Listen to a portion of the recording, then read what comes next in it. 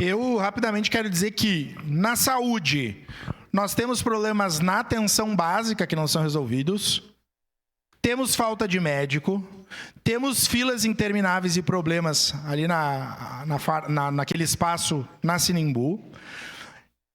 Agentes comunitários de saúde, agentes de combate à endemia não tem EPI, precisa de EPI de emenda parlamentar. Na média e na alta complexidade, né, nós temos problema na falta de exames, na falta de consultas especializadas, no atraso das cirurgias. Agora, nós estamos na prorrogação votando essa solicitação de aporte. Eu fico pensando, bom, com todos esses problemas, não são os astros, os santos e os orixás que erraram. Alguém errou. E eu não entendo, na evidente incompetência da gestão da saúde, porque não ocorre nenhuma troca. Então o prefeito concorda com tudo isso, porque nenhuma troca e nenhuma ação é realizada.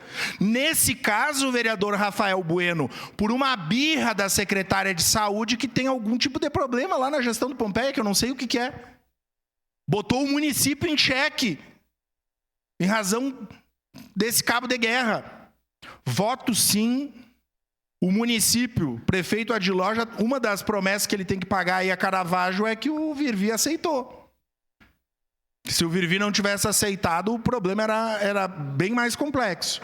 E espero sim que se façam mudanças em relação à gestão da Secretaria da Saúde, porque no período eleitoral o prefeito vai ter que, né, assumir para si todos esses problemas que não foram resolvidos por uma gestora que sequer conhece a realidade da saúde pública de Caxias do Sul. Tem muita relação com a privada, mas com a pública não tem.